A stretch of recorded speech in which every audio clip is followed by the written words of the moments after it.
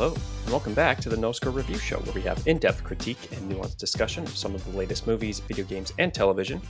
Today, we will be talking about television yet again. I am your host, Nick Green, and today we are going to be reviewing House of the Dragon Season 2.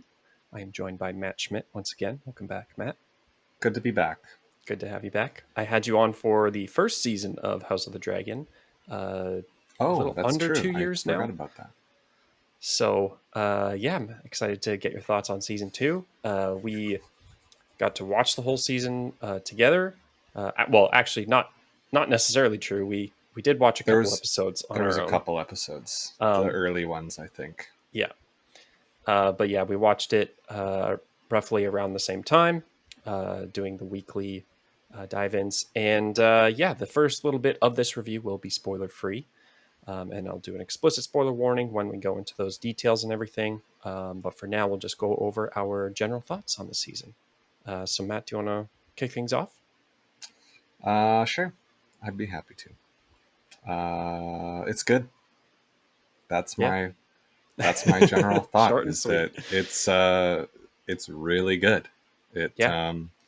Just like how I thought Season 1 of House of the Dragon was better than Season 1 of Game of Thrones, I think House of the Dragon does the same thing, and it improves upon Season 1, and also I think at a faster pace than Game of Thrones improved throughout that time, which I think like that show really hit its stride around Season 3. So we'll see if House of the Dragon maybe will follow in the same footsteps or not. Right. I do think that it was very strong throughout. I think all of the episodes were very good. There weren't any episodes that really felt underwhelming to me at all. You had like the big action pieces in one, and then you could have another episode that doesn't, but it still has that political intrigue and the plot developments and everything that keep you interested and keep things fresh. And so you're able to have those big character moments that hold just as much narrative weight as the big battles. And I think it's just a very well-balanced, well-acted, well-written, well-produced, like cinematography's on point, music's so good. The new title sequence is great as well. Instead of just keeping the old Game of Thrones one like Season 1 did, they actually did their own thing. And I'm just very impressed overall. And very pleased with how it all turned out. I know a lot of people online seem to disagree with that, but a lot of people are dumb. So, I'm right there with you. I really enjoyed this season. I think Season 1 was a welcome change of pace after Game of Thrones ended. It was nice to be excited about this kind of property again, or what have you, this world. And it just set up great expectations for this second season. And I think it absolutely knocked it out of the park with that premiere. And I think there is still a lot of good moments kind of dropped throughout the season overall. It was a shorter season, I believe. I think the first season was 10 episodes and this was 8. Was it? I believe so. But I think there was enough overall, that kept me interested. And I think the big thing, because like I have seen some of that like online discourse and stuff about like some vitriolic hate for the show. And I think a good chunk of it as well is from the book fans and how much of a departure the show is from that. Boo fucking who. Source material. So I can kind of see where that's coming from. But I was just like very surprised after like wrapping up the season and like going online to see.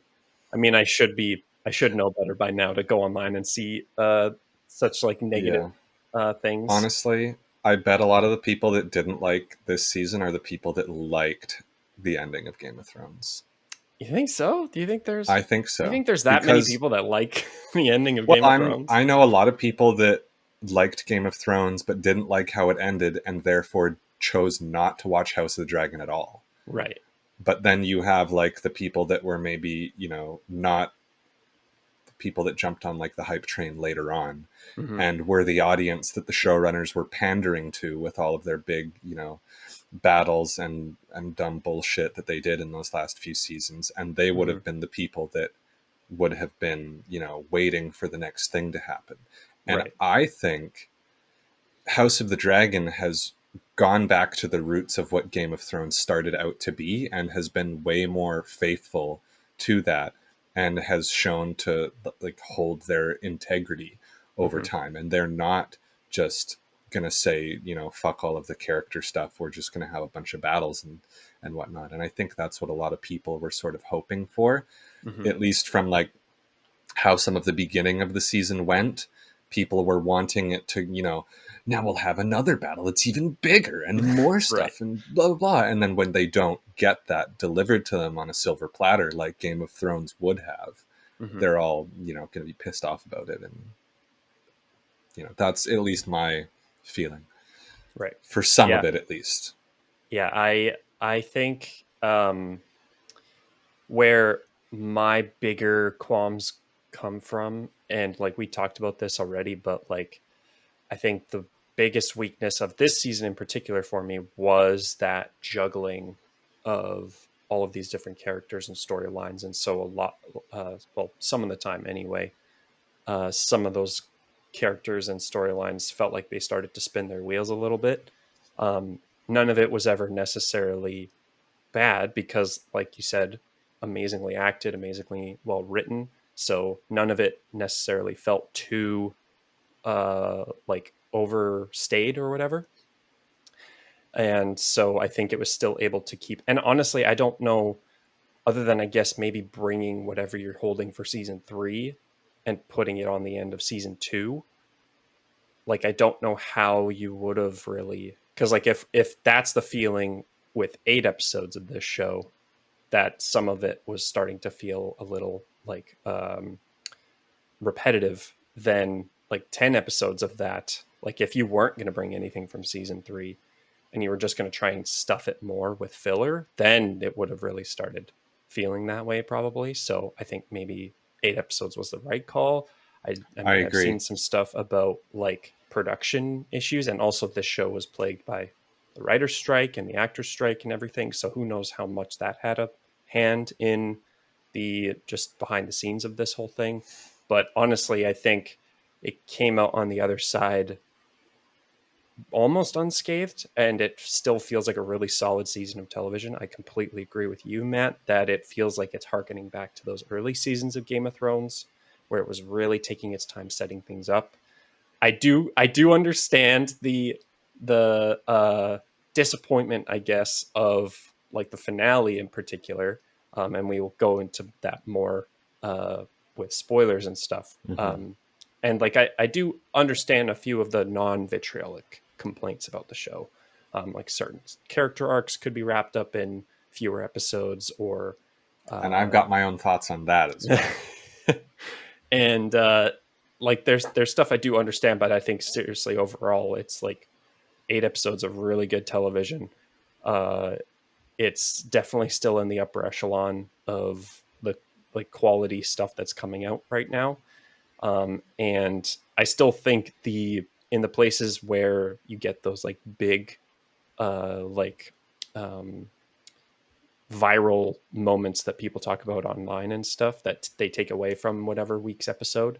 I still think there was a good handful of those moments that really helped this season stand out. So I definitely recommend, if you loved the first season of this show, to keep at it. And it's only, I think, going to get better from season 2. Like I feel like at Yeah. the end of this whole thing, maybe we look back and think like, season 2 was kind of more of like a setup season and like one of the slower seasons, and then it like finishes really strong because there's lots of stuff in this season that I think will make the subsequent ones even better, in my opinion. So it's a strong recommendation from me. I thoroughly enjoyed it.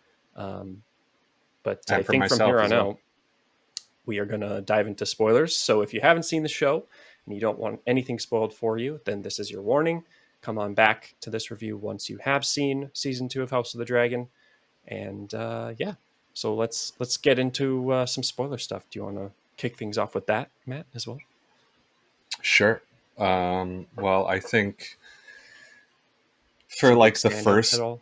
the first leg of the show, I think every episode felt like, oh, this is maybe my favorite episode of the series. Like Yeah. starting from the premiere through the next, like maybe episode 3 wasn't quite as good as 1 and 2, but it was still pretty close. And then episode 4, you're hit with that dragon battle, and it's like, Yeah. whoa. And Dude, I there think like several that set moments, people's expectations a little too high for the rest of the maybe. season, just because of that being in the middle, and that's Yeah. probably why a lot of people were expecting a bigger finale. Sure. But I think it's great because it's like you had the first half of the season that's building up to this one moment, and then the second half of the season is all of the fallout after that Yeah. incident. Yeah. It's like the midpoint break essentially, For sure. and I think that was really interesting way to structure the season, instead of just having everything build up and then something huge happens in episode 9 like it always does, and then you have episode 10 that like wraps things up and sets up the next season. They didn't really do it this time, which I thought was also kind of like nice change of pace for the sort of formula, because everybody knows that episode 9 of the season of Game of Thrones is like, that's where the shit went down, because that's where you had like the Red Wedding, Battle of the Bastards, the giant fight Right. at Yeah. Yeah. the Yeah. I wall in remember that season now. 4. Yeah. And I guess Hard Home was like episode 8 of season 5, but then, you know, all the other ones, it's always like, and Blackwater was also, Yeah. and then the episode where Ned gets his head cut off Yeah. is all episode 9.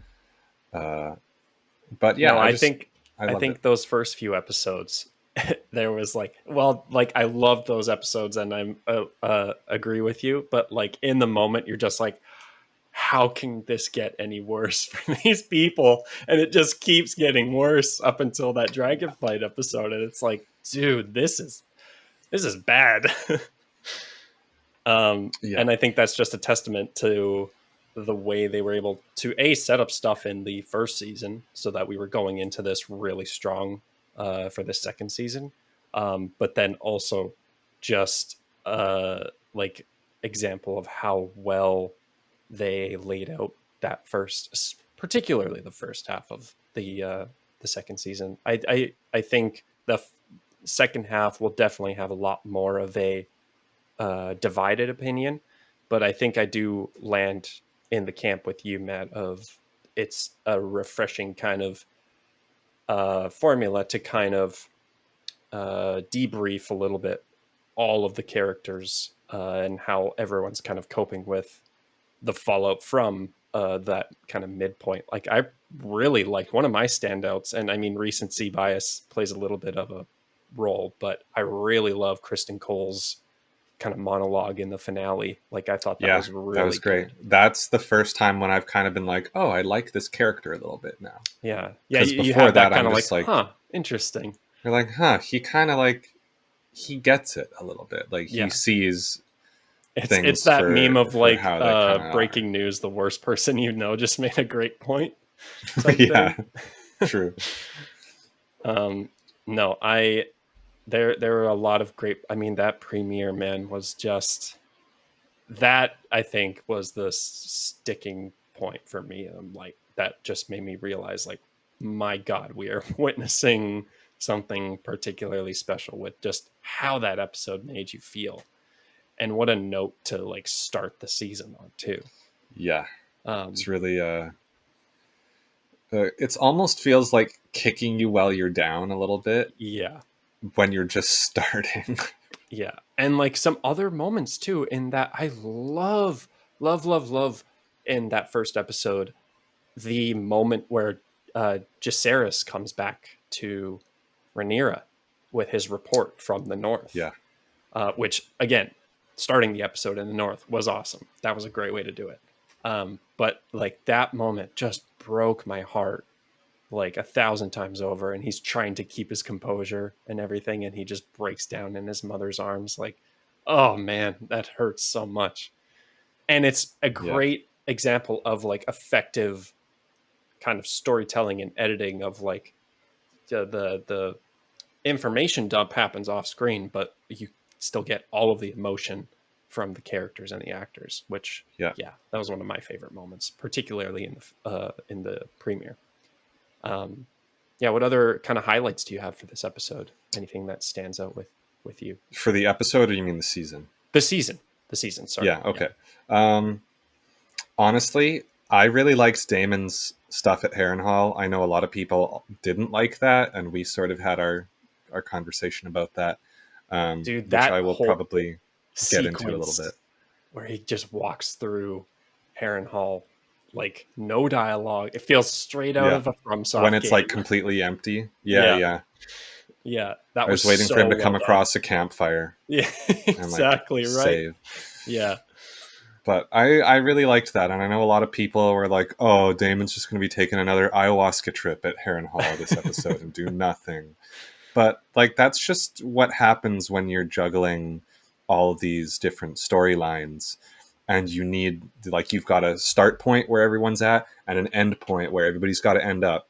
hmm And you know, you can't wrap Damon's stuff up in 2 episodes, because then what's he going to do for the then he's next really going to be 3 twiddling his episodes? thumbs, right? Yeah, like there, because I think the same thing goes with Rhaenyra's story for Mm. like the first half of the season a little bit. It's just you're getting the same sort of conversations around the table with the same people about, you know, loyalties and all that. But it's really, it just comes down to the fact that there is so much happening in King's Landing this season that Yeah, everybody else just sort of has to slow down so that they can all end up in the finale at the same point, yeah, because there's just so many characters there. The stuff going on with the Greens, with hmm you know, the kings being swapped around, and then you got all of the rat catcher stuff that was going on, and and the focus everything on the there. small folk too this season Yeah, as and the well. smoke focus on the small folk who ended up coming back in the end, being Yeah, you know, the new Dragon Riders was a cool little, like, you didn't expect that coming. You know, you yeah, just thought, oh, there's these people, they're just the common folk, and you're getting their yeah. You perspective. But well, then like they it come to be does. bigger characters later on. Yeah, it does two things where it's like it's showing you the ramifications of these like political feuds from the like nobles and the highborns and everything, but it's showing you that trickle down effect of how it's actually affecting Yeah, everybody else in Westeros. And then you also get that fulfillment of like, oh, these characters are actually going to be playing an even bigger part later on, which is really cool. it was very cool. Yeah, liked that a lot. Um, I liked the CG monkey in the finale when they were in CG Dorne. monkey. I think I it was think that was a CG. It real looks, monkey, man. That I looked don't very know, man. real. It looked very Telus commercial to me, but Really? maybe I'm just jaded, and every time now I see an animal in one of these things, I'm like, that's fake. They got their, you know, their friggin' Unreal Engine 5 models going out here. But I liked the stuff in Dorne as well with that Lannister guy. I liked hmm how he's sort of becoming more than just he was really A comic seat at the relief, table. Yeah. seat at the table, whatever guy, but now he's like, he's doing stuff. And I like hmm that actor. I think he's doing a good job. And it's hmm interesting to see, you know, the lineage of these other houses. I hope we get to see more from like the Starks and the Tullys and the Aarons. They're all like very interesting little side characters right now, but I want to hmm see how they kind of play into it more, and how the events of this season or this show in general sort of affect the allegiances between all of the different houses for like the years leading up to Game of Thrones. Totally. Yeah, I think something I want to just add on too with Damon's story arc is I really Mm-hmm. appreciated how it didn't resolve itself in a way you thought it might have. Like I think they Yeah, really yeah, took their time in actually trying to better him as a character and have him go through this change where he understands the weight of the crown and like his responsibility to Rhaenyra and his like past relationship with his brother, right? Oh, and speaking of that, like, How great was that scene when he saw Viserys again and they were sitting on the bed together? Like, that Yeah. was a great scene. Well, and bringing back actors from season one that I would have thought we wouldn't have seen Oh again. yeah, young Rhaenyra came back for like Young one Rhaenyra. shot, but you know. Yeah.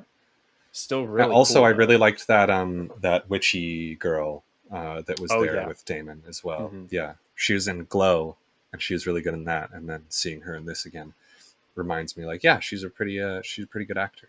Hmm. Yeah. Enjoyed Yeah, her and part. it's interesting, and it'll be very interesting to see where they go with season 3 and 4, because that like last shot in his like final vision or whatever, where what's her name shows up, the queen, like Aegon's wife and sister. Uh, Oh yeah, I don't remember her name, but she like Helena. Helena. That's it. Yeah, she shows up in Damon's vision, and then she like has a very interesting conversation with Aemond at the end of season I two. think she's got some sort of link to the the prophecy or whatever. There was some sort of like mind controlled telepathic astral plane connection going on there Yeah, for sure. um, which I also thought was very cool, and like I like the way they ended that as well, because you think, oh, it's still in the dream, and then it's actually just a shot in the new location of her in King's Landing, and it really like blurred the lines in a cool way totally. for that scene transition. And Hmm. that conversation she had with Aemond on the The balcony. patio when Yeah, they were trying to, or when he was trying to convince her to be a dragon rider, and she just shut him down, and he was like crying. yeah. That was pretty, like, never seen him do that before from what Mm-mm. I can remember. So Yeah, that was pretty cool. yeah. That was very unexpected. Not as much of Aemond, I don't think, this season as I would have maybe expected or like even hoped. Like Right. we still had some. I I mean, he was pretty. Did you forget episode 4? Did you forget I mean, like all he that was other stuff? there. He was there, but like it wasn't like a ton of character work necessarily. Like he had some good I guess moments so. at the like council table and stuff where he shuts down his mom, and like Oh, he speaking shuts of down that, the that shot whispers. of Alicent when they're at the table, and it's just that like one Oh long shot yeah. on her And face, it's just and her everything else and just all sort of the like yeah, fades yeah. out. Hmm. Oh, That was good. unreal. So Like, much happened at that table this season. so much good camera work. I actually will say, and I'll kind of take it back a little bit. I guess my favorite moment of Eamon this year or this season might have been his exchange with Aegon at the table, where he's speaking to him in High Valyrian, and then Aegon just like completely flubs it up. Right, that Oh was a yeah, really good moment. he mispronounces all the words and shit. Yeah, yeah, Yeah, yeah. um, yeah. Lots happened in King's Landing this season. Um, Yep. but it was all like Also, really forget the old hand starts with an O. just Sarah? No, not just Sarah. Oh, No, Otto Hightower. Otto. He dude just gets ejected, and then he's gone for Yeah, like and he's gone. Well, most of the season until the last episode when yeah, he showed. somebody shows up to free him from a We didn't cage see or who that whatever. was it? No, Or we did we? didn't. Okay, We did okay, not see. So interesting. could be anybody. Although I'm pretty sure at one point Aemond sent somebody to go bring him back because he wanted Otto to Yeah, be the hand again. So I'm pretty right. sure it's some like emissary of the Greens that is Mm. going to, bring him back to King's Landing Hmm. to serve Aemond. But Yeah, we don't know. Maybe somebody else got to him first. yeah, maybe. Yeah. And What also else? that kiss between Rhaenyra and Oh yeah, forget her name in the show, but Sonoya. yeah. Forget her last There's name there's too. so many characters and so many So names many, to but remember. I read that was apparently improvised. Like, that wasn't in the script, Oh, and they just like felt it in the moment, and okay. it just happened. So I thought that was interesting, but also like kind Massaria. of right. Yes, I really like her character. I like that actor Mhm. a lot. She was in the Devs series made Okay. by what's his face that did Alex Garland, right? Because he also Oh did yeah, that Civil sounds War, right. and she was Hmm. in Civil War as well, in like a sort of a smaller role, um, as that Huh. British journalist near Oh, the end. oh, the That reporter was at the her. end. Oh, Yeah, okay, but cool. she was in like a helmet and goggles and shit the whole Yeah. time, so it's kind of hard to tell. But Well, and not as much of a like flamboyant kind of whimsical fantasy character, and very much yeah, just like a yeah, straight like British reporter type. yes. Every time I've seen her, it's been like a completely different accent and vibe. So I Cool. wonder what her real one is. I don't know. She's just that good. I guess so. Yeah. What else? I wanted to bring up the new other new addition, Allison's brother. He Oh was a yeah, welcome addition as well. He didn't have a ton of scenes, but every scene he was but in, I he loved. needed, yeah, he's Cole's much needed character foil. Hmm. I think they work well bouncing off together or Totally. bouncing off each other. And his little exchange with Allison too, in the like courtyard of the Red Keep or whatever, was really good. There's so many. I mean, there's tons of conversations in this season, and there's just like you could pick from any one of Yeah, them, and they were like and yeah, the superb. times where Rhaenyra and Alicent met each other again, like Hmm. twice happening. Yeah. I thought those were both amazing moments, and it's Hmm. like stuff that you didn't expect you were going to probably see again of those two interacting together. Yeah. Especially that one in the finale. I'm sure a lot of people are like, I wanted a battle instead of a conversation, but I loved that scene of those two Hmm. talking to each other and trying to work something out, and like Alicent just wanting to run away from it all. And then, of course, the following scene where we see Aegon and crippled dude Oh yeah. leaving, and Leaving. now Rhaenyra is going to show up in King's Landing, presumably, and Aegon or Aemond is going to still be there because his brother left and changes his plans. So that's going to throw a wrench in the works. Rhaenyra is going to think that Alicent was lying, Hmm. and then that's going to make that all difficult. It's all gonna blow up. Uh, it's all going to blow up. Like they're at the end of season one, they had a very clear, like, okay, kid's dead, time for war. That's what we're doing. But at the Hmm. end of this season, there's like, this is going to happen. This is going to happen. This is going to happen. This is going to happen. And it all seems very immediate as well. Like, I could see, they're going out to bring the ships to disrupt the barricade. Like, that Hmm. could be a first episode thing. Yeah. And Allison said, oh, attack in 3 days. How many episodes do you think it's going to take to get 3 days in? Well, It I feel could like all we. be like first episode. It could be all of this shit at once, Yeah. and it's just going to be a giant explosive concoction, a witch's brew of conflict and chaos, Yeah. and all these dragons. All these dragons. We got a All ton these of dragons. dragons The this season dragons as eating well. people was cool. Yeah. That the dragon going crazy, eating all the Targaryens, Hmm. the bastards. Yeah. The we didn't get like a ton of like dragon fighting, but some of the But dragon we got the only dragon fight in and basically it the entire show. was gnarly, man. Like talk Unreal. about like it. You feel like that Oppenheimer still at the very end. It's like, oh God, wait, what have we done? you know, um, that episode was heavy and like, That's probably the best episode of the show. oh yeah, oh yeah. I I mean, we think so. said I It's think pretty when we watched it, undisputed. we're like, this might be a series best for House of the Yeah. Dragon. Like, good I'm lord, sure if you go on IMDb, it's the top rated episode of the it show. is, it is. It's 100%. 9.5 currently.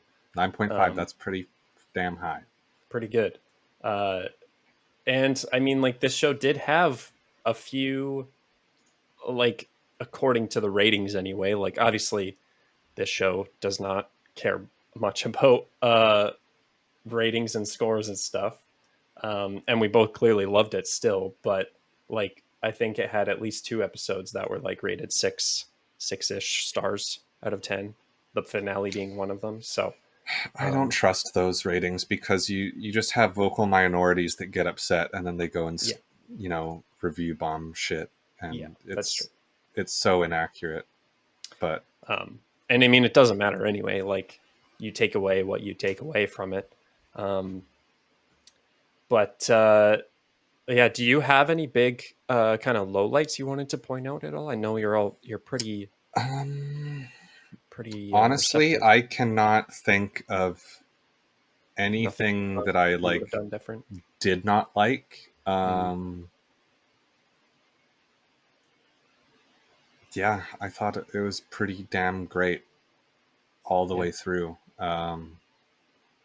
That's about all I have to say. Maybe if we could have like spent a little more time at the wall, maybe, and like seen some more of the other houses. I Hmm. think the I don't know if I was just like maybe not paying attention, but there's that like the one little subplot of after all the kids left Dragonstone to go stay in the Eyrie. I Right. feel like that was just going in one ear and out the other for me, and I was not like retaining anything that was happening there with Hmm. those characters. Um, I don't know why that the Aaron woman was so bitter and cold to the Granddaughter, the whatever. daughter. I can't remember any of their names, but I know. like, why was she all annoyed? Why was the dragon running away? What was why was it doing Well, that thing? from what I I remember, don't that whole remember. thing was like uh, the Aaron woman, I think, like struck a deal with Rhaenyra where like she would swear allegiance to her or provide soldiers or something maybe in exchange for a dragon, and so she loopholed it by sending the like youngest dragons and her uh like youngest children there, Oh, and then once they got there, she kind of like got all huffy about being cheated out of a dragon, right. in defense Okay. of the Eerie, and then the one daughter finds out that it's not actually because they need protection from the Greens; it's because of they need protection from this loose dragon, I guess. And then the daughter goes and tries and chases it down or something in the So finale. wait, was that dragon already her dragon, or was that a different dragon? No, I think it was just a random dragon. Like I Does know that they other they girl talked a lot have a about. dragon? Well, they talked a lot about uh in that season how she tried getting her own dragon but failed, I think. And she tried riding before, but it failed. Oh, And so right. she was gonna, I think, go try and I'm assuming she's gonna go try and track it down to tame Oh, it or that makes something. sense. Because that whole time I thought that was like her dragon that had gotten away and she Oh, was okay. trying to get it back. But that makes a lot more sense. And now I like it more. There Now you that go. scene makes more sense. That whole thing makes sense to me. I do wish we did get a little bit more of that because like um I think not that specifically, but just the sentiment of getting more characters out into Westeros. Like I really liked when Jace went and met with the who The is it? people The at the Tarleys? twins. Yeah. Yeah. Yeah. Um that was really cool. Although I still have that ingrained PTSD from the Red Wedding. So anytime I see someone who looks remotely like Rob Stark at the Twins, I'm like, oh, this isn't not going to end well. Um, but Yes. yeah, I Or could have no, that was the phrase, not the phrase. Sorry, yeah, Tarleys. yeah, yeah. I mean, again, so many names to mix up. Um, Hmm. but yeah, I do think like a lot. Like we did get a lot of Jace sulking at Yeah, Dragonstone. pouting. Yeah. Um, but ultimately, I still think all of it worked overall, and it'll be in service to I think a really strong third season. Yeah. So, yeah, I came away from it not disappointed at all. I was flabbergasted when I learned that it wasn't just like widely received, and I mean like internet Yeah, discourse that is one feels. thing. So, Yeah, because we were talking about this too. Like, all of the people that I know in my life that have watched this show, which is a lot, all of them say, "Oh yeah, this is one of the best things of TV that I've seen in like years." Yeah. Everybody seems to be on the same page about that. But then you just get all of the people that don't feel that way all going on the internet, and then you go on the internet and look, and that's just, that's what the internet is now. It's just all of the people that feel the most strongly. And usually if somebody just feels really good about something, they'll just be like, yeah, that was cool, and then forget it. And then But if forget you about get, it and carry on with their day. yeah, and carry on with your life and don't make a big deal out of it. But then these people that, don't like it for one reason or another get it stuck in their head, and then they have to go and, live in this, horrible little echo chamber where everybody just talks about how bad it is. And then anytime you go on the internet, that's what you see. Yeah. So then it gives the false impression that people didn't like it. But in reality, it's just like,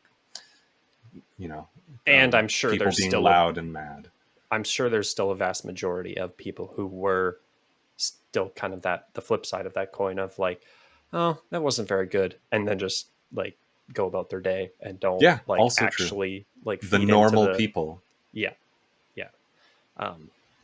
But yeah, don't take our word for it. If you're still this far in and haven't seen it, then You psycho. Definitely psycho. Just getting entire Listen to shows the whole spoiled. thing. Yeah.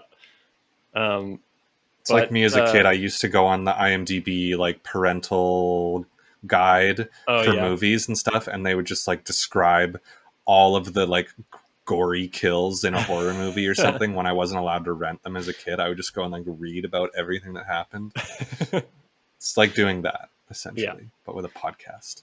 But yeah, that I think is where we'll leave it for this episode. We could go on and on for every little minute scene that we could like praise. But we'll just keep also want to give a shout out to the actor that played Aemond for Hangin' Dong. Oh yeah. Oh, very prominently. Of all the freaking episodes I had to watch with my parents, I watched that episode. That was also the one where there was literal fellatio happening on screen. Yeah. That's what I'm talking about more so than Aemond Hangin' Dong. I was just like, why? Right. Why did all of the episodes? This episode? Oh well. It happens.